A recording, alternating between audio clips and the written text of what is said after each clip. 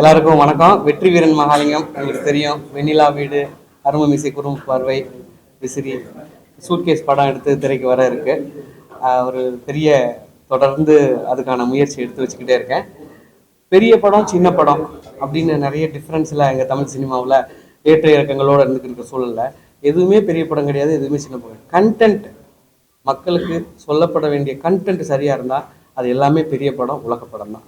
அந்த அந்த தொடர் முயற்சியில் 2-3 முறை நான் நழுவ விட்டுருக்கலாம். ஆனால் இந்த முறை கடந்த 2 ஆண்டு காலமாக ரொம்ப தெளிவாக திட்டமிட்டு இந்த கதையை வடிவமைச்சு, இதுக்கான திரைக்கதை அமைச்சு, அதுக்கான தயாரிப்பாளர், அதுக்கான நடிகர்களை மிக சரியாக ஒருங்கிணைத்து நான் இங்கே வந்து நிற்கிறேன். அதுக்கான தொழில்நுட்ப கலைஞர்களையும் பற்றி நாங்கள் டிஸ்கஸ் பண்ணும்போது இதுக்கு யாரெல்லாம் உள்ளே வரலாம் அப்படின்னும் போது பிஜி முத்தையா சார், இசை தன்ராஜ் மாணிக்கம், இந்த கதையோட ஆணி வேரா இருக்கக்கூடிய மலைக்கல்லன் கதாபாத்திரத்துக்கு நிறைய நடிகர்களை யோசிச்சுக்கிட்டே இருக்கும்போது தான் டூலெட் படம், வட்டார வழக்கு படங்கள் நடித்த சந்தோஷ் சார் எனக்கு அறிமுகமானார். அப்போ அந்த கதையை சொன்னப்போ முதல்ல இந்த கதையை ரொம்ப ரசித்தவர் சந்தோஷ் சார் தான். சார் அவ்வளோ அழகாக அந்த வாழ்வியலாக ஒரு ஒரு ஒரு குறிப்பிட்ட ஒரு ஒரு ஒரு கிராமத்தில் ஒரு 3 பரிணாமத்தில் 3 கால இடைவெளியில் நடக்கிற மாதிரியான திரைக்கதை ரொம்ப அற்புதமாக வந்திருக்கு. கண்டிப்பாக இது ஒரு பெரிய லெவலில் ஒரு அழகி ஆட்டோகிராஃப் இந்த வரிசையில் நிச்சயமாக மறக்க முடியாத தமிழ் சினிமாக்களில் ஒன்றாக இடம்பெறும் அப்படின்னு அவர் சொன்னதுக்கப்புறம் அதுக்கப்புறம் அப்படியே அடுத்தடுத்த செட்டப் எல்லாமே ஒரு நல்ல செட்டப்பாக இன்னைக்கு கூட வந்து இதில் அந்த மைய கருவா அவரோட மகனா கேசிபி மிதுன் சக்கரவர்த்தி கமிட் ஆனது. அதுக்கப்புறம் பாப்பா, நான் கொட்டாச்சி இவங்கெல்லாம் ஒரே ரூமில் பெரிய பயணம் அது. அப்படி அப்போல்லாம் இப்படி ஒரு சூழலுக்கு வருவோம் அப்படின்றத எதிர்பார்க்கல. சூரி நாங்கள் எல்லாரும் ஒன்றா தான் இருந்தோம். அந்த மாதிரி சூழலுக்கு அப்புறம் இன்னைக்கு என் படத்தில் அவங்க நிறைய கதாபாத்திரங்கள் நடித்து வந்திருக்காங்க. முக்கியமான படங்களில் எல்லாத்துலேயுமே பெரிய வெற்றியை பெற்றிருக்காங்க. இந்த கதையில் அந்த திருமேனி கதாபாத்திரத்துக்கு சொன்னோன்னு நண்பர், இது பாப்பா அடுத்த ஸ்டெப் எடுத்து வைக்கிறதுக்கு இது நல்ல கதை அப்படின்னு அவர் சொன்னார். அடுத்த ஸ்டெப் ஒரு கதை நாயகியா காதல் பண்ணுற மாதிரியான காட்சிகளில் பாப்பா வரப்போகுது. இந்த கதை ரொம்ப யதார்த்தமாக என் மகளுக்கு அற்புதமாக இருக்கும் அப்படின்னு அவர் முடிவெடுத்தார். அதோட தொடக்கம்னா இன்னைக்கு உங்கள் முன்னால் வந்து நிற்கிறோம். மற்றபடி மானசி பேசுங்க. இந்த படம் எப்பவுமே அங்கிளோட மூவிஸ் எல்லாம் பார்த்துருக்கீங்க, ரொம்பவே நல்லா இருக்கும். அதே மாதிரி இந்த படமும் ஒரு சக்ஸஸ்ஃபுல்லாக வரணும்னு நான் எல்லாருக்கிட்டையும் கேட்டுக்கிறேன். உங்களோட சப்போர்ட் எல்லாருக்குமே எப்பவுமே வேணும். தேங்க்யூ. அடுத்ததா மிதுன், குழந்தையிலிருந்து எனக்கு தெரியும். அவர் வளர்ந்து இன்னைக்கு ஒரு கதைநாயகனா உருவாகிறதுக்கான எல்லா முயற்சியும் எல்லா பயிற்சியும் சரியாக எடுத்துக்கிட்டு இன்னைக்கு வந்து இங்கே நிற்கிறாரு. முதல் படத்தில் அறிமுகமாக போகிறாரு. வணக்கம், என் பேர் மிதுன் சக்கரவர்த்தி. வந்திருக்கும் எல்லாருக்கும் மீடியா நண்பர்களுக்கும் வணக்கம். அண்ணனை எனக்கு ஒரு 10 வருஷத்துக்கு முன்னாடியே தெரியும். அதை நான் 5th ஸ்டாண்டர்ட் படிக்கும்போது நினைக்கிறேன் ஃபர்ஸ்ட் டைம். ஆனால் அப்போ எனக்கு தெரியாது அண்ணன் இருக்கிற படத்தில் நான் ஒரு கதாநாயகனாக அறிமுகம் ஆவேன்னு. பிஜி முத்தையா சார் கேமராமேன், அவர் இந்த மூவியில் கமிட்டாக இருக்கிறதுக்கு எங்களுக்கு ஒரு பேக் போனாக இருப்பார்னு நினைக்கிறேன். ஒவ்வொரு கேரக்டரும் படத்தில் இருக்கிற எல்லாருமே கண்டிப்பாக இது ஒரு வெற்றி படமாக இருக்கும், அமையும். 80s கிட்ஸாக இருக்கட்டும், 90s கிட்ஸாக இருக்கட்டும், இந்த படம் கண்டிப்பாக விட்டு எங்கேயாவது ஒரு இடத்துல சிங்க் ஆகும். தேங்க்யூ. இந்த 3 பூ காய் கனி, இது ஒரு ஒரு ஒரு ஒரு கிராமத்தில் இருக்கிற ஒரு புளிய மரம் தான் பிரதான, அதுவும் ஒரு கதாபாத்திரம் அப்படி முக்கியமாக வருது. உங்களுக்கு தெரியும், ஒரு புளிய மரத்தின் கதை ஒரு பிரபலமான ஒரு நாவல் சுந்தராஜ் எழுதினது, எல்லாரும் படிச்சிருப்பீங்க. அதில் சுவாரஸ்யம், அந்த கதையை நாங்கள் எடுக்கலை, அந்த கேப்ஷனை அவங்கள்ட்ட அனுமதி வாங்கி கீழே போட்டிருக்கோம். அவங்ககிட்ட கதையை சொல்லி தான் இப்படி ஒரு கதை எடுக்க போகிறோம்னு அவங்க ரொம்ப சந்தோஷப்பட்டாங்க, பயன்படுத்திக்கங்க அப்படின்னாங்க. ஸோ அந்த இதையும் போட்டிருக்கோம். அது மாதிரி அது 3 பகுதியாக, அந்த மரம் பூக்குற நேரம் ஒரு கதை, காய்க்கிற நேரம் ஒரு கதை, கனியாகிற நேரம் ஒரு கதை. அந்த பூக்குற நேரம் ஒரு கதையில் வர்ற கதையில் அந்த எசலியா, உங்களுக்கு தெரியும் வில்லேஜில் எல்லாம் ஊர் பேரை சொல்லி தான் கூப்பிடுவாங்க திருமணமாகி வந்தால். அது மாதிரி எசலின்ற ஊர்லேருந்து திருமணமாகி வந்து இந்த ஊரில் அந்த பூக்குற நேரம் நடக்கிற கீழே பிரதான பாத்திரம் ஏற்று நடிக்கிறவங்க திவ்யா. அவங்க உங்களுக்கு முன்னாலேயே அறிமுகமாயிருக்காங்க. இந்த படத்தில் அவங்களோட இது இன்னும் வேற ஒரு டைமென்ஷன். அந்த கிராமத்தில் அந்த 86 காலகட்டத்தில் ஒரு கிராமமே ஒரு ரசிக்கிற ஃபாலோ பண்ணுற ஒரு கதாபாத்திரமாக நிச்சயமாக அவங்க இந்த படத்தில் முக்கிய பங்கு வகிப்பாங்க. பத்திரிகை நண்பர்கள் அனைவருக்கும் என்னுடைய இனிய காலை வணக்கம். மிக்க மகிழ்ச்சி. திருமதி ராஜேஸ்வரி மற்றும் வெற்றி வீரன் மகாலிங்கம் அவர்களுடைய தயாரிப்புல பூ காய் கனி. இந்த டைட்டில் கேட்ட உடனே எனக்கு ரொம்ப ரொம்ப பிடிச்சிருந்தது. எனக்கு ஒரு குரல் தான் ஞாபகம் வந்தது. இனிய உளவாக இன்னாத கூறல் கனி இருப்ப காய் கவம் தற்று அப்படின்னு சொல்லுவாங்க. இனிய சொற்கள் இருக்கும்பொழுது வன் சொற்கள் ஏன் பேசணும், கனி இருக்கும் பொழுது காயை யாராவது சாப்பிடுவாங்களான்னு கேட்பாங்க. ஆனா மனிதனுடைய வாழ்க்கையில நம்ம படம் சம்பந்தமா பேசும்பொழுது மனிதனுடைய வாழ்க்கையில பூ காய் கனி எல்லாமே கடந்துதான் வரக்கூடிய யதார்த்தமான வாழ்வியலை சொல்லக்கூடிய படமா இது கட்டாயமா இருக்கும். சார் சொன்ன மாதிரி ஒரு மரத்து சம்பந்தப்பட்ட ஒரு கதை. ஆனா ஒரு மனிதனுடைய வாழ்க்கையில இன்பம் இருக்கும், துன்பம் இருக்கும், மகிழ்ச்சி இருக்கும், எல்லாமே சம்பந்தப்பட்டது தானே வாழ்வியல் அப்படிங்கிறத ரொம்ப யதார்த்தமா சொல்ல போறாரு. நீங்க பார்த்து உங்க எல்லாருக்குமே இந்த கதை நான் கேட்கும்பொழுது எனக்கு ரொம்ப பிடிச்சது. நீங்க திரையில பார்க்கும்பொழுது உங்க எல்லாருக்குமே ரொம்ப பிடிக்கும்னு நம்புறேன். நன்றி. இந்த படம் துவக்கத்துல இருந்து என் கூட இருந்து இந்த படத்தை இந்த அளவுக்கு வளர்த்து கொண்டு வந்துட்டு இருக்கிறேன். இன்னைக்கு வேகமா படைப்பிடிப்பு கிளம்ப இருக்கோம். இன்னைக்கு முதல் பார்வை வெளியிடுறோம். எனக்கு அருமமிசி குறும்பார டைம்ல இருக்கட்டும், தொடர்ந்து பெரிய இடைவெளி விட்டு நான் திரும்ப எந்திரிச்சு வரேன். இந்த இடத்துல உங்களோட சப்போர்ட், பத்திரிக்கை எல்லாருமே நண்பர்கள் எனக்கு தெரியும், அப்பப்போ பார்த்துருக்கேன். நீங்கள் எல்லாரும் எனக்கு இந்த முறை சப்போர்ட் பண்ணுங்க. இதில் பிரதானமாக எங்களை கூட வந்து சப்போர்ட் பண்ணுறேன். இதில் மைய கருவா எங்களோட பங்கெடுக்க போகிறேன் சந்தோஷ் அவர்கள். ஊடக துறையினர் அனைவருக்கும் வணக்கம். படம் வந்து இன்றைக்கி வந்து சார் சொன்னார் சின்ன படம் பெரிய படம் அப்படின்னு. படம் எல்லாமே படம் தான். உயிரில் என்ன சின்ன உயிர் பெரிய உயிர், அது மாதிரி ஒரு சின்ன படத்தை பெரிய படமாக்குறது வந்து பத்திரிகை மற்றும் ப்ரெஸ் பீப்புள் நீங்கள் தான். உங்களுடைய விமர்சனத்தை படிச்சுட்டு தான் டிக்கெட் புக்கிங்கில் இருந்து ஈவன் ஓடிடியில் இருந்து பிஸ்னஸ் எல்லாமே உங்களுடைய வார்த்தைகளில் தான் இருக்குது. அதுமாரி பெரிய படத்தில் சரியாக வரலைனாலும் நீங்கள் தான் அதை சுட்டி காட்டுறீங்க. ஸோ இந்த கதை தான் இதோட மெயின் ஹீரோ, இவர் தான் ஹீரோ. ரொம்ப கதை சொன்னோடனே நல்லா இருந்துச்சு சார். கண்டிப்பாக நான் இந்த ப்ராஜெக்டில் இருக்கிறதுக்கு ரொம்ப மகிழ்ச்சியாக இருக்குது. ஏன்னா ஒரு நம்ம எத்தனை படம் பண்ணுங்கிறத தாண்டி நம்ம படங்களில் எது பேர் வாங்குறதுங்கும் போது நிச்சயம் வந்து ஒரு அழகி ஆட்டோகிராஃப் சொல்லியிருந்த மாதிரி இது ஒரு டூலெட் மாதிரியான ஒரு நல்ல ஒரு பேர் வாங்கக்கூடிய படம். அதனால தான் சொன்னேன். இந்த மாதிரி ஒரு படத்தை தயாரிக்கிறதுக்கு உண்மையிலே அவங்க மனைவி ஒத்துழைச்சது பெரிய விஷயம். ஏன்னா இன்றைக்கி சினிமாக்காரன் ஒருத்தன் ஜெயிக்கிறான்னா நிச்சயம் அவங்களுக்கு பின்னாடி அவங்க மனைவிகள் வந்து சாதனை புரியறதுக்கு அவங்க தான் நிறைய சோதனை எதிர்கொண்டிருப்பாங்க. அதனால் அவங்களுக்கு வாழ்த்துக்கள். இதே போல் இந்த ப்ரொடக்ஷன் இன்னும் நிறைய நல்ல கதைகளோட படங்களோட வரணும். அதே போல் அந்த அன்பு மகள் மானசிலாம் அறிமுகமாகறாங்க. அவரும் நம்ம புது ஹீரோ அறிமுகமாகறாங்க. அதனால் புது யங் ஆர்டிஸ்ட்டு டெக்னீஷியன்ஸ் எல்லாருமே வந்து நீங்கள் சொல்கிறீங்களா ஒரே ஒரு வார்த்தை, அது வந்து அவங்களுக்கு மிகப்பெரிய விருது வாங்கின மாதிரி, ஒரு நேஷ்னல் அவார்டு ஸ்டேட் அவார்டு வாங்கின மாதிரி நிச்சயம் அந்த பேர் வாங்குவாங்க. நீங்கள் அந்த மாதிரியான ஒரு கதை, அந்த மாதிரியான கேரக்டர்ஸு நிச்சயம் நான் 2 பேரும் நல்லா பெர்ஃபார்ம் பண்ண போகிறாங்க. ஏன்னா ஒரு நல்ல கதை தான் வியாபாரமாகும். இன்றைக்கி தமிழ் சினிமா பார்த்தீங்கன்னா மிகப்பெரிய ஒரு வீழ்ச்சியில் இருக்குன்னு சொல்கிறாங்க. இந்தியாவிலே நம்மளுடைய படங்கள் தான் பெரிய அளவில் ஹிட் ஆச்சு வேர்ல்டு வைடு. ஆனால் இன்றைக்கி நமக்கு போட்டியாக கேரளா வந்துருச்சு. அதுக்கு காரணம் கதை. அதே மாதிரி இது ஒரு வாழ்வியல் கதை. கிராமத்து படங்கள் இப்போ குறைஞ்சிக்கிட்டே இருக்குது. அதை வந்து இவர் ஒரு புதிய ஆரம்பமாக இருக்கும். கண்டிப்பாக பாரதிராஜா சார் அசிஸ்டன்ட்ங்கும் போது வந்து ஒரு முதல் மரியாதை வரிசையில் இதுதான் வந்து ஒரு புதிய திருப்பத்தை உண்டு பண்ணும். அப்புறம் கேமராமேன் பிஜி முத்தியா சார், அவரோட பூப்படம் வந்து இன்றைக்கும் பார்த்தீங்கன்னா ரொம்ப அருமையாக அந்த 2 பனைமரத்தை வச்சு அவ்வளோ அழகாக காட்டியிருப்பார். அவரோட ஒளிப்பதிவில் நாங்கள்லாம் நடிக்கிறோங்கும் போது எங்களுக்கு ரொம்ப ஒரு சந்தோஷமான விஷயம்.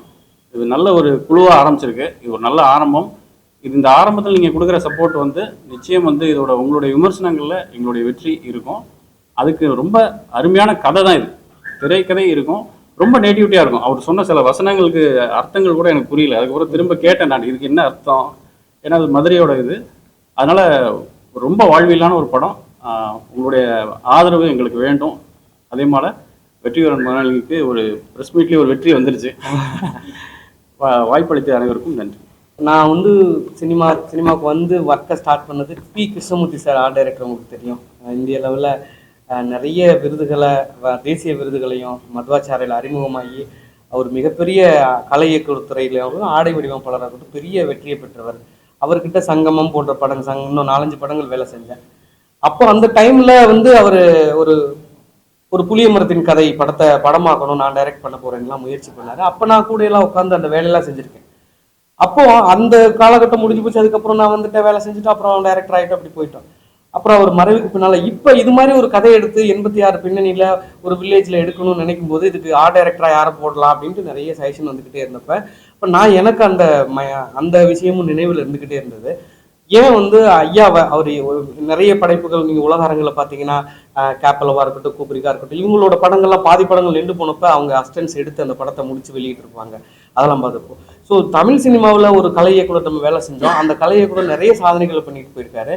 இப்படியான ஒரு அழகான படத்துல அவர் பெயர் மீண்டும் இடம்பெறும் விதத்துல மறைந்த ஐயா பி கிருஷ்ணமூர்த்தி சார் கலை அமரர் பி கிருஷ்ணமூர்த்தின்னு போட்டு அவர்கிட்ட வேலை செஞ்ச அனுபவம் இருக்கு. இந்த 86 பின்னணியில எந்த அளவுக்கு பீரியாட்டிக்கலா ப்ராப்ஸ் பேக்ரவுண்ட்லாம் எப்படி பண்ணணும் அப்படின்ற ஒரு ஐடியா இருக்கு. அதுக்கான ஆட்களை இப்ப இருக்கிற கரண்ட் டெக்னீஷியன்ஸை கூட வச்சுக்கிட்டு அவருக்கு பெருமை சேர்க்கும் விதமா அவரோட ஆர்ட் டைரக்ஷன் இந்த படத்துல கொண்டு வரணும் அப்படின்றது என்னோட திட்டம். ஒரு உதவியாளனா நிச்சயமா அவங்க ஃபேமிலியில பேசும்போது இவ்வளவு நாளுக்கு அப்புறம் அவங்க என்னை மறந்தே போயிட்டாங்க. அவங்க அம்மா பேசும்போது வெற்றியா எந்த வெற்றி அப்படின்னாங்க. ரொம்ப இப்போ 20-24 வருஷம் கழிச்சு பேசுறோம் அப்படின்னும் போது அவங்க நினைவு பண்ணி இது மறுநாள் அவங்களே ஃபோன் பண்ணாங்க. நீ வெற்றியாடா எப்படிடா இருக்க அப்படின்னாங்க. அம்மா அப்படி இருக்கேம்மா, இந்த மாதிரி ஒரு படம் பண்ண போறேம்மா. அன்னைக்கு ஐயா முயற்சி பண்ணார் அந்த கதையை எடுக்கிறதுக்கு, அது முடியலை, அது ஒரு சரியான. பட் இன்னைக்கு அதே தழுவல வேற மாதிரியான ஒரு கதை எழுதியிருக்கேன், அதை ஐயாவை ஆர்டரேஷன் பண்ண வைக்கணும் அப்படின்னு. அவரு இல்லையேடா, அவர் பேரை போட்டு அவர் அஸ்டண்டா நாங்கள் 3 பேர் இருக்கோம், அவரை பெருமைப்படுத்தும் விதமாக பண்ண போகிறோம்னா நல்லபடியாக காப்பாற்ற ஐயா பேர் அப்படின்னாரு. அதனால தான் இந்த போஸ்டரில் அவர் பேர் அமரர் பி கிருஷ்ணமூர்த்தின்னு இடம்பெற்றிருக்கு. நிச்சயமாக அவருக்கு மரியாதை செலுத்துவோம். சரியான பேக்ரவுண்டையும் அவர் பண்ணியிருந்தா எப்படி பண்ணியிருப்பாரோ அதை நிச்சயமாக இந்த படத்தில் பேக்ரவுண்டாக கொண்டு வருவோம். அதுக்கு இந்த நேரத்தில் இந்த தகவலை தெரிவிக்கிறதுல நான் ஒரு உதவியாளனா நான் ரொம்ப சந்தோஷப்படுறேன், நன்றி கடன் பட்டிருக்கேன். அடுத்ததான் இந்த படத்துல பங்கு பெற போற பாடல்கள் கருமாத்தூர் மணிமாறன், நானும் ஒரு 2 பாடல்கள் எழுதியிருக்கேன். இசை தன்ராஜ் மாணிக்கம் வெண்ணிலா வீடுல ஒரு சிறப்பான இசையை கொடுத்துருந்தாரு. அதுக்கப்புறம் சில அப்படியே தாமதங்கள். இன்னைக்கு இந்த படத்துக்கு கம்போசிங் உட்கார்ந்தோடனே ரொம்ப எளிமையா அப்படியே ரொம்ப சாதாரணமா ஒரு பெரிய வெற்றி பாடல்களை கொடுத்துருக்காரு. அவர் உங்ககிட்ட பேசுவாங்க. ஸோ அனைவருக்கும் வணக்கம். வெண்ணிலா வீட்டில் தான் வெற்றி சார் என்னை அறிமுகப்படுத்தினார் இசையமைப்பாளராக. ஸோ அதுக்கு எனக்கு நல்ல வரவேற்பு கிடச்சிச்சு. அதுக்கப்புறம் ஒரு விசிறி படத்துல அவர் கூட சேர்ந்து ஒர்க் பண்ணுற ஒரு அனுபவம் கிடச்சிச்சு. அப்புறம் இந்த ப்ராஜெக்ட் வந்து எனக்கு தெரிஞ்சு ஒரு 6 மாதமாக வந்து சார் கூட தான் நான் பயணிக்கிறேன். 2 சாங் கம்போஸ் பண்ணி முடிச்சிருக்கோம். ரொம்ப அவர் சார் சொன்ன மாதிரி ரொம்ப அதுவாக அந்த ப்ராஜெக்ட்டுக்கு என்ன தேவையோ அது ஆட்டோமேட்டிக்காக வந்து விழுந்துச்சு. ஸோ அந்த நேரத்தில் இறைவனுக்கு நன்றி சொல்லிக்கிறேன், சாருக்கு நன்றி சொல்கிறேன். திருப்பி சார் என்னை கூப்பிட்டு ஒரு வாய்ப்பு கொடுத்ததுக்கு ரொம்ப நன்றி சார். ஸோ நிச்சயம் இந்த படம் நிச்சயம் வெற்றி ஆகும். ஏன்னா அப்படி ஒரு கதைக்களம், நேட்டிவிட்டி, நம்ம அந்த நேட்டிவிட்டியான சப்ஜெக்ட்ஸ் வந்து ரொம்ப ரொம்ப வருஷங்கள் ஆச்சு. ஸோ ரொம்ப கமர்ஷியல் இல்லாமல் அந்த ஆரம்பத்துலேருந்து அந்த முடிவு கரெக்டான ஒரு ஃபீல் இருந்துச்சு அந்த பருவங்கள்லாம். ஸோ நிச்சயம் வெற்றி பெறும் இறைவனை வேண்டிக்கிறேன். ராஜேஸ்வரி அக்காவுக்கு எனது வாழ்த்துக்கள். So thank you very much. வெற்றி சாரை தெரியும் அப்படிங்கிறதுக்காக இந்த படத்தில் கமிட் ஆகலை. இந்த கதை கேட்ட உடனே எனக்கு பயங்கரமாக பிடிச்சிருந்தது. அந்த சாங்கும் கேட்டேன். அந்த ரெண்டும் வந்து ஒரு ரூட்டடாக ரொம்ப நாள் கழித்து இப்படி ஒரு படத்தில் நம்ம வேலை செய்ய போகிறோம் அப்படின்னு எனக்கே ஒரு எக்ஸைட்மெண்ட்டோடு தான் போகிறேன். ஸோ எல்லாம் வந்துட்டு கேரக்டர்ஸ் வச்சு கதை சொல்லுவாங்க, ஒரு மரத்தை வச்சு கதை சொல்கிறது எனக்கு ரொம்ப புதுசாக இருந்தது. ஸோ எக்ஸைட்டடாக இருக்கேன். ரொம்ப நல்ல படமாக வரும்னு நினைக்கிறேன். நன்றி. திரைத்துறை மக்களுக்கும் உள்ளிருக்கும் ஊடக நண்பர்களுக்கும் இனிய காலை வணக்கம். இப்போது என்னுடைய முதல் பாடல் கஜாப்பூ கண்ணால, அதுக்கப்புறம் இப்போது கண்ணுமொழி காக்கா முல்லான் பாடல், அதுக்கப்புறம் தாய்க்கிழவியில் முதல் பாடல் காது தொத்திக்கிட்டு ஆடுதடி தண்டட்டின்னு அருமையான ஒரு பாடல். அதுக்கப்புறம் இயக்குனர் அவர்கள் வந்து இந்த படத்தோட சூழல்கள் சொன்னாங்க. ஒரு புளிய மரம், ஒரு பூ அப்படின்னாரு. அப்பயே புரிஞ்சுக்கிட்டேன், ஆகா இன்னைக்கு நமக்கு சரியான வேட்டை. இந்த மாதிரியான படங்களில் அழகான வார்த்தைகள், புது புது வார்த்தைகளை கொடுக்கறது ரொம்ப முக்கியமானது அப்படின்றது. இந்த படத்துக்கான பாடல்களை அந்த புளிய மரத்தின் பூவும் இலையும் சற்றும் நோகாத ஒரு இளம் தென்றலாக எனது வரிகள் இருக்கும். வணக்கம். ஜேசா ப்ரொடக்ஷன் பெருமிடன் வழங்க பழையனூர் சந்தனம் பட கம்பெனி சார்பாக ராஜேஸ்வரி வெற்றி ஆகிய நான் தயாரிக்க இருக்கும் பூக்காய் கனி படத்திற்கு டீசர் வெளியிட்டிருக்கோம். பத்திரிகை நண்பர்கள் அனைவருக்கும் எனது நன்றியை தெரிவித்துக் கொள்கிறேன். இது எங்களோட ஃபஸ்ட்டு படம். ப்ரொடக்ஷனாக நாங்கள் கம்பெனி ஆரம்பித்து இன்றைக்கி ஃபஸ்ட்டு படம் எடுத்துகிட்டு இருக்கோம். ஸோ உங்களோட எல்லாரோட சப்போர்ட் எங்களுக்கு ரொம்ப தேவை. பத்திரிகை நண்பர் எல்லாருக்கும் ரொம்ப நன்றி. படம் ரொம்ப அழகாக வந்துட்டுருக்கு. இதே மாதிரி நீங்களும் எங்களுக்கு கூட வந்து சப்போர்ட் பண்ணி கடைசி வரைக்கும் கொண்டுட்டு போய் நல்லபடியாக திரையில் சேர்க்குற வரையும் எங்களுக்கு சப்போர்ட் பண்ணணும்னு உங்களை எல்லாரையும் கேட்டுக்கிறேன். தேங்க்யூ. இந்த நேரத்தில் ஒரு பெரிய தடைகளை பயணங்களாக வந்துக்கிட்டு இருந்த சூழலில் நான் ஒன்றே இந்த பத்திரிகையின் மூலமாக அவன்கிட்ட நடிகர் சூரிக்கிட்ட ஒரு தகவலை சொல்லணும்னு நினைக்கிறேன். எத்தனையோ சூழலில் திரைத்துறைக்கு நான் அவனை கையை பிடிச்சி கூட்டிகிட்டு வந்ததுலேருந்து எல்லா பேட்டியிலையும் என்னை பற்றி அவனை பழச மறக்கலை, இவர் வெற்றியை பற்றி பேசுகிறாரு, வேட்டியை கழட்டி கொடுத்தான்றாரு, ரூமில் சோறு வாங்கி கொடுத்தான்றாரு, இப்படி பல பேட்டிகளை என்னை பற்றி சொல்லியிருப்பார். நீங்கள் பார்த்துருப்பீங்க. வெற்றி வீரன் கூட்டிகிட்டு வந்தான், பாரதிராஜா அஸ்டன்ட், அந்தந்த படத்தோட ப்ரொமோஷன் டைமில் என்னை பற்றி பயங்கர சிம்பத்தியாக பேசிக்கிறது, எனக்கான ஒரு வாய்ப்பு அமைச்சு தரதுல ஒரு வெற்றி பெற்ற ஒரு நண்பன் கூட இருந்து போவது நம்ம அவனுக்கு ரெஸ்பெக்ட் கொடுக்கல, அப்படி வாடாபடம் தானே பேசிட்டு போது, எப்பயும் போல அப்படி தானே பேசுவோம். திடீர்னு நடிகரானவங்க அள்ளி கூட்டா மரியாதையாக கொடுத்துட போகிறோம், எப்பயும் போல தானே பேசுவோம். அப்படி இதுக்கு வாய்ப்பு கொடுக்கலையா, இல்லை அதுக்கான சூழலை ஏற்படுத்தலையா, வாய்ப்பு கொடுக்குறேன்னு ஏற்படுத்தின வாய்ப்புலையும் தான் பேரை முன்னிலைப்படுத்திக்கணும், கதைன்னு போட்டுக்கணும் ட்ரை பண்ணி அந்த ப்ராஜெக்ட் இன்னைக்கு வர நடக்காம போய் ஒரு பெரிய நிறுவனத்தில் கிடைக்கிற அந்த வாய்ப்பு எனக்கு தாமதமாக போய் இன்னைக்கு அடுத்த கருத்தில் இன்னைக்கு நான் தயாரித்து என்னை நிரூபித்து பெரிய வெற்றி பெற்றுருவோம். ஆனால் திரைத்துறையில் ஒருத்தனுக்கு ஒருத்தன் வந்து கை கொடுத்து தூக்கி விடணுமா இல்லையா? அப்படி ஒரு சூழலை இந்த நிமிஷம் வரை செய்ய முயற்சி பண்ணாத நடிகர் சூரி எல்லா பேட்டிலையும் என்னை நீ அடுத்து பேசுறதை நிப்பாட்டிக்கணும். என்ன சும்மா பேட்டிக்காகவும் பெருமைக்காகவும் வார்த்தைகளை பழச மரங்களை சூரி இப்படி இருக்காரு, பெயிண்ட் அடிச்சாரு, ஒரு பேட்டியிலையும் போலியான கட்டுக்கதைகளை பேசுறத இனிமே அவன் நிறுத்திக்கணும். அதை எங்களுக்கு குறிப்பிச்சு பேசுறது தான் எங்களுக்கு ரொம்ப வருத்தமா இருக்கு. இது மாதிரி எத்தனையோ நண்பர்கள், கிட்டத்தட்ட ஒரு 16-17 நண்பர்கள் அவனோட வெற்றிக்கு எல்லா வகையிலும் கூட இருந்திருக்கும். அந்த நண்பர்கள்ல ஒருத்தனை கூட கைதிக்கு விடலை இது வரைக்கும், ஒரே ஒரு ஆளை கூட.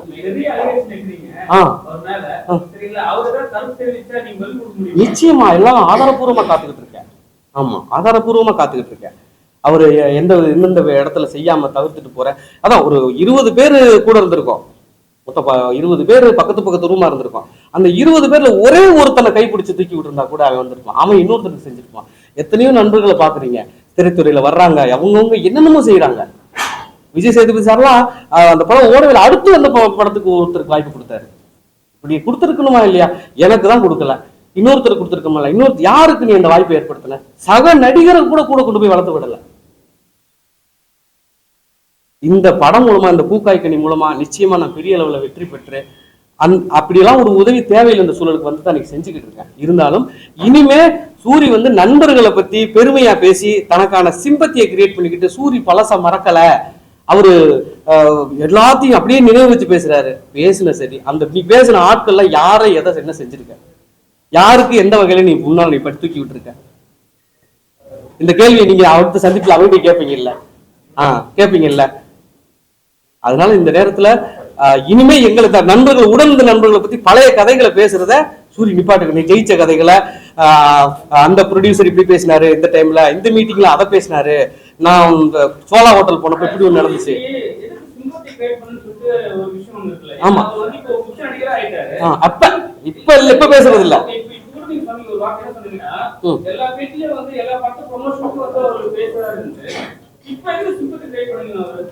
அவசரம் மறக்காம இப்ப பேசுறது இல்ல, இந்த ஒரு வருஷமா பேசுறது இல்ல. கொட்டுக்காளி படத்தை போய் சரி, விடுதலை 2 ரிலீஸ் ஆக போய் சரி, ஏதாவது பழைய கதைகளை பேசிக்கிட்டே இருப்பாப்பி. அந்த கதை இவ்வளவு தூரம் பேட்டியில பேசுற வர்றைய ஒருத்தனை கூப்பிட்டு நீ முன்னால் நிப்பாட்டியா? யாருக்காவது ஒரு வாய்ப்பு கொடுத்து அது சினிமா போராடிக்கிட்டு இருக்க நண்பர்களுக்கு வாய்ப்பு ஏற்படுத்தி கொடுக்கணுமா இல்லையா? யாருக்காவது ஒரு வாய்ப்பு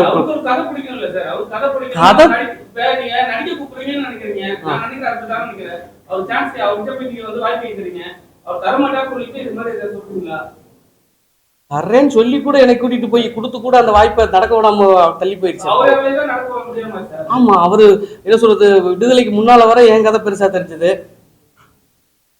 ஒரு பெரிய கம்பெனி கமிட் ஆகுது, அந்த படம் ரிலீஸ் ஆனோன்னு மாறும்போது அப்படியே அதை டிராப் பண்ணிட்டு ஆக்ஷன் ரூட்ல போய் அதை அப்படியே நிப்பாட்டி சரி போயிட்டு போப்பா. நீ கொடுத்த பேட்டியில எனக்கு ஒரு வாய்ப்பு வருது. கொடுத்த பேட்டியில வெற்றி வீரன் இப்படி நாங்க 2 பேரும் சேர்ந்து ஒரு கதை பண்ணோம், அந்த கதை வந்து ஹாட் ஸ்டார்ல ஓகே ஆச்சு அப்படின்னு மதன் கௌரி பேட்டியில சொல்லியிருப்பான் அந்த கண்டென்ட்டை. அதை பார்த்துட்டு எனக்கு ஒரு பெரிய ப்ரொடியூசர் அப்ரோச் பண்றாரு, எங்க நானும் அந்த மதுரையில் அந்த காலகட்டத்தில் வாழ்ந்திருக்கேன், அந்த கதையை நான் படமாக்கணும், நீங்க அதோட என்ஓசி வாங்க. ஏன்னா சூரிய ஒரு நடிகராக இருக்கிறனால அவரும் சொல்லியிருக்காரு, அவர்கிட்ட ஒரு என்ஓசி வாங்குங்க, தயாரிப்பாளர் ஒரு என்ஓசி வாங்க, உடனடியாக அந்த படத்தை நம்ம தயாரிப்போம் அப்படின்றாரு. அந்த தயாரிப்பு வேலைகள் கென் கருணாஸ், விஜய் சேதுபதி பையன் 2 பேரையும் போட்டு பேசி முயற்சி பண்ணி கதை சொல்லி ஓகே பண்ணி என்ஓசி கேட்டா இந்த டேட் வரை என்ஓசி கொடுக்கறதுக்கான எந்த முயற்சியும் எடுக்கவே இல்லை. சொன்னீங்க, எனக்கு அட்வான்ஸ் கொடுத்தீங்க, அந்த கதையை கொடுத்துருந்தா நேரம் அது படமா இருக்கும்ல. இப்படியெல்லாம் விட்டுட்டாரு. இதெல்லாம் பாருங்க, கொடுத்தே செய்யல. இப்ப நம்பரை பத்தி பேச வேணாம் நீங்க சொல்லிட்டீங்க. நிறைய ஆக்டர்லாம் நம்பரை பத்தி பேசுறாங்க. ஆனா வந்து அவங்க வாய்ப்புல கலந்து கிடையாது. ஆனா நம்பரை பத்தி பேசினா ஒரு அளவுக்கு அவங்களுக்கு ரீச் கிடைக்குதுல. அவங்க இவங்க பேர் சொல்லியிருக்காருன்னு சொல்லிட்டு போய் ஒரு முடிச்சுட்டு அப்ரோச் பண்ண முடியல. அது ஒரு வாய்ப்பு தானே. அப்படி பார்க்க மாட்டாங்க தயாரிப்பாளர்கள், அப்படி பார்க்க மாட்டாங்க. அவ்வளவு உயரத்துல இருக்கிற நண்பரே ஏதோ யோசிக்கிறாருன்னா அப்ப ஏதோ குறை இருக்கு, அப்படித்தான் பாக்குறாங்க. காலம் ஓடிக்கிட்டே இருக்கும்.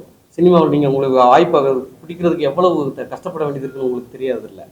அப்படியெல்லாம் இனிமே நண்பர்களை பத்தி பெருமைக்காக பேசுறதை தவிர்த்திடலாம். உன்னோட லைஃப்ல ஜெயிச்சப்பட்டு உள்ளது பேசிக்க. பழச விஷயங்களை எங்களை பத்தி பேசி, எங்களை 10 பேரை பத்தி பேசிக்கிட்டே பழச மறக்கலன்ற ஒரு நியாயப்படுத்துதல எப்பயுமே இது ட்ரை பண்ணாத. இதோட நிப்பாட்டிக்க. நீங்க ஒரு ஜெயிச்ச, நீங்க வந்து ஒரு 4 படம் எடுத்த டைரக்டர், நீங்க இன்னும் வந்து ஒரு ஜெயிச்ச ஒரு நடிகரை வந்து எதிர்பார்த்து காத்திருக்கிறது எந்த நியாயமா உங்களுக்கு தோணுது? அவர்தான். இருந்தாலும் சினிமாவில் வாய்ப்பு, நல்ல வாய்ப்பு, வியாபாரத்தை எடுத்துக்கோங்க. சினிமாவில் ஏதாவது ஒரு கிளிக் பாயிண்ட் இருக்கணும்னு தானே எதிர்பார்க்குறாங்க வியாபாரமா. அப்போ யாராவது ஒருத்தன் கைப்பிடிச்சு தூக்கி விடணும்ல. யாரும் செய்யலை, எல்லாரும் செஞ்சுக்கிட்டு தானே இருக்காங்க. இது இன்னைக்கு சொல்றேன். நீங்க ஒருத்தருக்கு வளர்ந்து வர்றீங்கன்னா ஒருத்தர் பக்கத்துல உள்ள வாய்ப்பு ஏற்படுத்துவீங்களா மாட்டீங்களா? எதிர்பார்ப்பாங்களா மாட்டாங்களா? ஒருத்தர் வெற்றி பெற்றிருக்கும் போது ஒரு எதிர்பார்ப்பு இருக்கத்தானே செய்யும். அந்த எதிர்பார்ப்பை புரிஞ்சுக்கிட்டு கை தூக்கியாவது விடலாம்ல, சொல்லி விடலாம்ல, சப்போர்ட் பண்ணலாம்ல. எல்லா வகை, எனக்கு மட்டும் இல்ல, யாருக்கு அவர் செஞ்சிருக்காரு. இப்ப எல்லாரும் சோறுக்கு கஷ்டப்பட்டுக்கிட்டு அலையிறாங்க. இல்ல வாய்ப்புக்காக தானே. நடிகர் மேல குற்றச்சாட்டு வச்சுட்டீங்க. நடிகர் மேல இல்ல, நண்பர் மேல குற்றச்சாட்டு வச்சுட்டீங்க. நிறைய இயக்குநர்களே வந்து கூட இருக்கிற உதவியாளர்களுக்கு வந்து அவங்க ஜெயிச்சுட்டு போன பிறகு உதவி இயக்குநர்களுக்கு அவங்க எந்த ஒரு படமும் சொல்லி விட மாட்டாங்க. நீண்ட காலமா வந்து ஒரு குற்றச்சாட்டு இருக்கு. நீங்க ஒரு இயக்குனர், நீங்க அதை எப்படி உங்களோட பார்வையில பாக்குறீங்க? தெரிஞ்சு, அதாவது சாதாரண சொல்லு, தெரிஞ்சு யாராருக்கு சொல்லி விடணும்னு ஒரு இது இருக்குல்ல. இப்ப நீங்க போற வழியில இப்ப 100 பேரை பார்த்துட்டு போவீங்க, எல்லாரையும் நீங்க முடிக்க மாட்டீங்க. யாருக்கு சொல்லி விட்டுருக்காரு? யாருக்கு? இங்க 11 வருஷம் அரைத்தோழர் இருந்து இங்க இருக்கிற 30 பேர் இருக்கும். அந்த 30 வருஷமா நீங்க வந்து இது மாதிரி வந்து ஒரு விஷயம் சொல்லாம இந்த படத்துல வரும்போது இது ஒரு சின்ன படம், நல்ல படம் நீங்க சொல்றீங்க. படம் பார்த்தா கேட்டுறோம். இந்த படத்துக்காக வந்து இது மாதிரி ஒரு அலிகேஷன் வச்சா படம் ப்ரமோஷன் நல்லா ஆகும் அப்படி கிடையாது. இல்ல நான் கேக்குறேன் அப்படின்னு சொல்லிட்டு பல பேர் நினைப்பாங்க. எனக்கு இத்தனை நாளா வந்து பேட்டி கொடுத்தாங்க ஒருத்தர், ஒரு வருஷமா எதுவும் பேசவே இல்லை சூரி. இப்ப இந்த மேட்டர் எடுத்து ஓபன் பண்றது என்ன காரணமா இருக்கும்னு சொல்லி யோசிப்பாங்க சார். அதை பத்தி உங்க கருத்து என்ன? எனக்கு இதுதான் சந்தர்ப்பமா கிடைச்சிருக்கு. இன்னைக்கு வர இதுக்கு முன்னால நான் வேற ரூபத்துல பேசலாம் முயற்சி பண்ணியிருக்கேன். என் சம்பந்தமா இது இந்த படத்தை அந்த உங்க 2 பேரோட கதைக்கு என்ஓசியை கொடுன்னு 50 பேருக்கு மேல பேசியிருக்காங்க. 50 பேருக்கு மேல எனக்கும் அவனுக்கும் நடுவுல 50 பேர் பேசியிருக்காங்க. 50 அந்த வெற்றிக்கு அந்த கதையை என்ஓசி கொடுத்து என்ன அது ஏன் அந்த கதை தான் இன்னொரு தயாரிப்பாளர் பண்றேன்றாங்கல்ல அப்படின்னு பேசாத ஆட்கள் அவன் தம்பி உட்பட 5 பேரும் பேசியிருக்காங்க.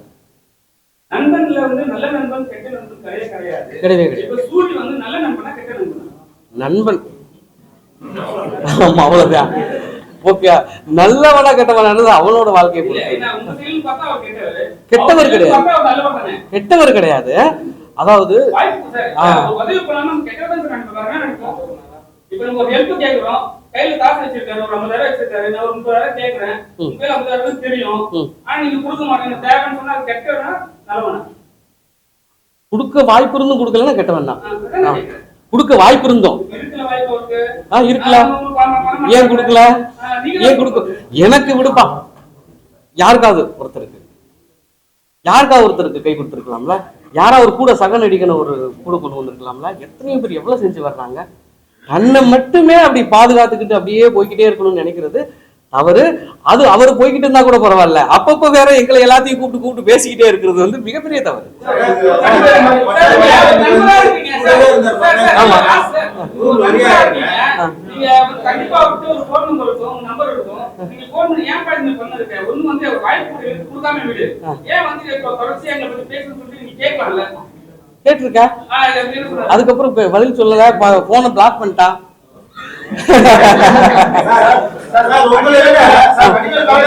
நீண்ட நாளா வந்து அவர் ரூம்ல இருந்திருக்காருன்னு நாங்க கேள்விப்பட்டிருக்கோம். யாரு சூரி கூட அவரை கூட்டு ஒரு படத்திலே நடிக்க வைக்காத இதுவரை இருக்கிறதுக்கு என்ன காரணம்? அவருக்கும் வருத்தம் இருக்கு. இல்ல அது அவர் வாயில சொன்னா நல்லா இருக்கும். அது நான் சொல்றேன். அது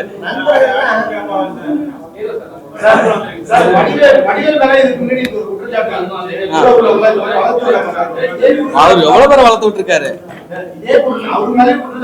வளர்ந்து விட்டது பொருட்டு கிளாஸ் ஆயிருக்கும் அவர் கூட. வடிவேல் நீங்க எத்தனை பேரை வளர்த்து விட்டு இருக்காரு, எவ்வளவு பேர் கூட நடிச்சவங்களா. அவர் போனா 10 பேர் 20 பேர் சம்பளம் வாங்கி நடிப்பாங்க.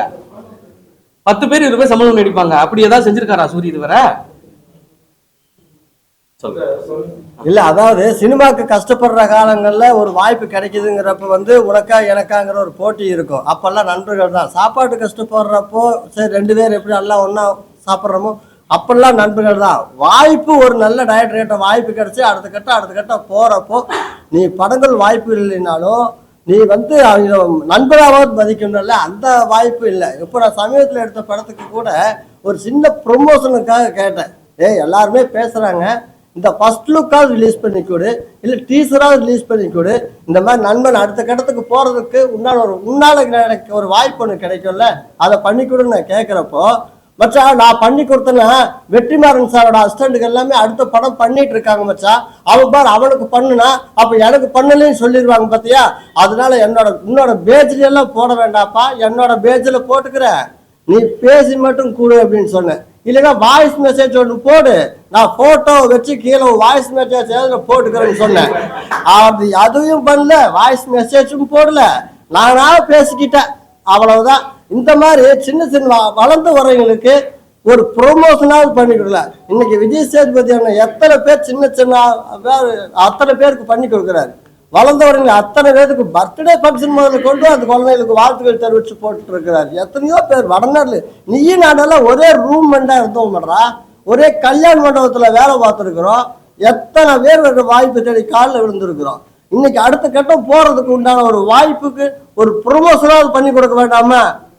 அதானுங்க ரொம்ப கஷ்டம். அந்த படத்துக்கு நாங்களும் வந்தோம். ஆனா உங்க பொண்ணு கூட உங்க பொண்ணு ஒரு கதாநாயகி இருக்காங்க, அவங்க தான் ப்ரமோஷன் பண்ணாங்க. அவங்க ஏதாவது உங்க படத்தை ப்ரமோட் பண்றாங்களா? ஏன் பண்ணல? ஏன் பண்ணா கதாநாயகி ஆயிட்டாங்க.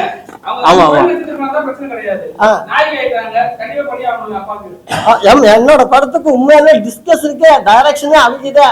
அவங்கள வச்சுதான் நான் ஒரு கதையே முதல்ல பிள்ளையார் சொல்லி போடுவேன். அவங்கள தாண்டி நான் மக்களாட்டுக்கு மொத்தம் கொண்டு குறவே மாட்டேன். அப்பா இது மாதிரி ஒரு ஷார்ட் பிலிம் பண்றேன் தங்கம், இது எப்படி இருக்கு, ஓகேவா, நல்லா இருக்குமாங்கிறப்ப எனக்கு நெல்வி சுழிவு கிழிவு எல்லாமே கற்றுக் கொடுக்கறது என் மகதான் எல்லா கதைக்கும். அதனால அந்த மாதிரி ஒரு படம் ஒன்று எடுத்துட்டு வந்து முடிச்ச உடனே என் பொண்ணு தான் அன்னைக்கு ஒரு ப்ரெஸ் மீட் வச்சோன்னு வந்து பேசி கொடுத்தாங்களே. அதெல்லாமே அவதான் பண்ணுவான். எங்களை மாதிரி இதான் நாங்கெல்லாம் ஒரே ரூமெண்டா இருக்கிறப்போ எனக்கு தெரிஞ்சு நாங்கெல்லாம் நானும் சூரி மில்கா கில்கா நிறைய பேர் நடிகர்களா இருக்கிறப்போ எங்களுக்கு தெரிஞ்சு அப்போ ஒரு டைரக்டர்னு சொல்றது நாங்க வெற்றி வீரன் தான். ஏன்னா அப்ப பருத்தி வீரன் பருத்தி வீரன் ஆடியோ ரிலீஸ் ஆகிருக்குது. ஃபுல்லா கேசட் போட்டோ எல்லாம் பாட்டு கேட்டு இருக்கிறப்ப நான் உண்மையாலுமே பருத்தி வீரர் படத்தோட டைரக்டர் இவனோ அப்படின்னு நினைச்சிட்டாரு. ஏன்னா பருத்தி வீரர் பாட்டை போட்டு கேட்டுட்டே இருக்கிறாப்புல. அன்னைக்கு எப்படி ஒரு பெரிய சினிமாவுக்கு ஒரு பெரிய பதிவா பருத்தி வீரன் இருந்ததோ அந்த ஜேனர்ல வெற்றி வீரன் கதையை சொல்றப்போ தமிழ் சினிமாவுக்கு சில அடையாளமான படங்கள் நிறைய இருக்கு. அந்த வரிசையில சத்தியமா சொல்ற இந்த பூ காய் கனி படம் பெரிய அடையாளமா இருக்கும். எத்தனையோ பெரிய டைரக்டர்களுடைய படைப்புல ஒரு சில படங்கள் கையுட்டு என்ற படங்கள் இருக்கு. அந்த வரிசையில சத்தியமா இந்த படம் இருக்கு. நான் என் மகளுக்கு நிறைய முன்னணி நட்சத்திரங்கள் கூட எல்லாம் நடிச்சிருக்கிறாங்க. இந்த படத்துல இந்த ஜேனர் இவருக்கு ஒரு பெரிய அவார்டுக்கு உண்டான படமா இருக்கும். இப்ப சமீபத்துல விஜய் சார் இன்னைக்கு எந்த இடத்துல இருக்கிறான்னு தெரியும், நம்ம நாட்டு சிஎம் ராஜ்மோகன் சார் இடையில சந்திச்சோம். அவர் சொன்னார், இந்த வருஷம் பொண்ணு அவார்டு வாங்குவாங்க பாரு அப்படின்னாரு. கரெக்டா இந்த படம் கம்மிட்டு அவர் சொன்னது நடக்கும்னு நினைக்கிறேன். நன்றிங்க. வருத்தங்கள்ல வேதனைகள்ல கடந்து அடுத்து வந்துகிட்டு இருக்கோம். இந்த படம் நிச்சயமா நீங்க கொண்டு போய் இன்னைக்கு ஃபர்ஸ்ட் லுக் ரிலீஸ் பண்றோம். நிறைய சப்போர்ட் பண்ணியிருக்கீங்க பல இடங்கள்ல. வெண்ணிலா வீடு படத்துக்கு சிறப்பான விமர்சனத்தை கொடுத்து ஒரு பெரிய லெவலில் கொண்டு போய் சேர்த்தீங்க. நாங்களும் வந்துடுவோம். இந்த நேரத்தில் சொல்கிறேன்னா ஒரு சவாலாக சொல்கிறோம், ஒரு வருத்தமாக சொல்லலை, நாங்கள் வர முடியாதுன்னு காட்டலை. இன்னைக்கு இதே நீங்கள் இன்னைக்கு நீ வேல்யூவா இருக்கிற என்னையை நீ கொண்டு போய் இன்னைக்கு நீ வேல்யூவா இருக்கிற என்னைய கொண்டு போய் நிக்கிறதுக்கு அவ்வளோ யோசிக்கிற, வேல்யூவா நாட்களையே கூட சேர்த்துக்க ட்ரை பண்ற. அன்னைக்கு நீ ரூம்குள்ள படுத்திருக்கும் போது நான் சூர்யா ஹீரோவா படம் கமிட் ஆயிருந்தேன்.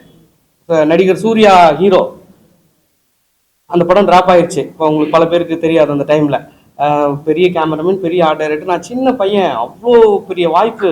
அப்படி முக்கியமான நடிகர்கள்லாம் என்கிட்ட வந்து வாய்ப்பு கேட்ட நாட்கள்லாம் இருந்தது. அன்னைக்கு உன்னைய கொண்டு போய் முதன்மை கதாபாத்திரம் கருவாயன்னு ஒரு கதாபாத்திரம் நான் கொண்டு போய் அறிமுகப்படுத்துறேன். இவன் ரூம்மேட் சார், இவனுக்கு நான் அந்த கேரக்டர் கொடுக்குறேன்னு. மதுரையை வச்சு ஒரு ரவுடிசம் பின்னணியில ஒரு கதை பண்ணியிருந்தேன். அந்த கதை சூர்யாட்ட ஓகே போய் அன்னைக்கு உன்னை கொண்டு சூர்யா கிட்ட நிப்பாட்டி கருவாயின் கேரக்டர் போட்டோ ஷூட் பண்ணி கொடுத்தேன் நான். அன்னைக்கு சூர்யா கூட சூர்யா வாய்ப்பு கிடைச்சிருச்சு எனக்கு. நான் ஒரு இன்னொரு பெரிய நடிகரை போட்டிருக்கலாம்ல, நான் ஏன் உன்னைய கூட்டி கொண்டு அறிமுகப்படுத்துறேன். அந்த கதை எழுதின காலகட்டத்தில் வந்து கூட இருக்கான், இந்த கேரக்டர் இவன் பண்ணா நல்லா இருக்கும் சார். அப்போ கம்பெனியே சொல்றாங்க வேற ஆளை போடுங்க அப்படின்லாம் சொன்னாங்க. போட்டோ ஷூட், இன்னும் போட்டோ ஷூட் ஜெய் கூட இருக்க எடுத்த போட்டோ ஷூட்லாம் இருக்கும், வெளியில வந்திருக்கும் அந்த போட்டோ ஷூட். அவன் விசித்திரன் கஞ்சா கல்புங்கெல்லாம் அப்படி நிற்கிற மாதிரி ஒரு போட்டோ எடுத்திருப்பேன். அப்படியே அந்த போட்டோவும் சுப்பிரமணியம் போட்டோ ஒரே மாதிரி இருக்கும், கிட்டத்தட்ட அதே மாதிரி இருக்கும். அப்படியெல்லாம் நான் செஞ்சிருக்கல அன்னைக்கு. இன்னைக்கு நீ அதெல்லாம் பழசை யோசிச்சு செய்யணுமா இல்லையா? அன்னைக்கு நம்ம யாருனே தெரியாத காலத்துல பெரிய படத்துல கொண்டு நம்மளை உள்ள கொண்டு போனான்.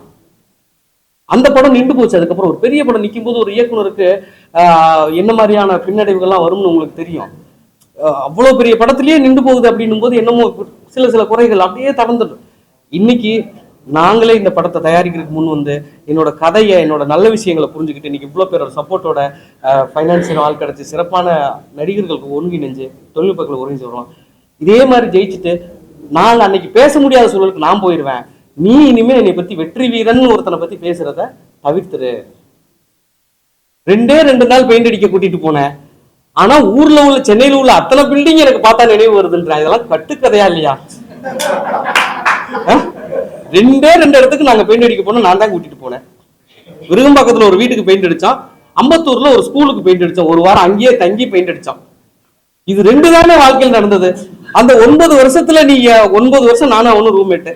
நீ எந்த அடுக்குமாடி கட்டடத்துக்கு தொங்கிட்டு பெயிண்ட் அடிச்ச? ஒரு வீடியோ எல்லாம் போடுறான், இவன் இது பார்க்கும்போது எனக்கு நினைவு வருதுன்றான். எப்படி நீ ஃபாலோவர்ஸ்க்காகவும் பாக்குறவங்க சிம்பத்தி, ஓ சூரிய இவ்வளவு கஷ்டப்பட்டிருக்காரா அப்படின்னு நினைக்கிறதுக்காகவும் ஏன் இப்படி கட்டுக்கதைகளை அவுத்து விடுற? இனிமே பழைய கட்டுக்கதைகளை சொல்றத நிப்பாட்டிக்க, ஜெயிச்சதோட நிப்பாட்டிக்க. ஓகே, நல்லதா போகும். நிச்சயமா கட்டுக்கதைகள் எங்க பேர் வந்துருதுல அப்பப்ப. அவர் சொல்ற கட்டுக்கதைகள் எங்க பேர் வந்துருது, வெற்றின்னு ஒருத்தன், அவன் ஒருத்தன், இவன் ஒருத்தன் எல்லாம் சொல்லிக்கிட்டே இருக்கு. இன்னைக்கு அதை தவிர்த்துடலாம்ல. ஓகே ஓகே, அடுத்ததா முதல் பார்வை வெளியிட்டு உங்களுக்கு முன்னால நாங்க அடுத்த ஸ்டெப் வைக்கிறோம். விரைவில் படப்பிடிப்பை முடிச்சுட்டு வந்து இசை வெளியீட்டுல சந்திக்கிறோம். எனக்கு சப்போர்ட் பண்ணுங்க.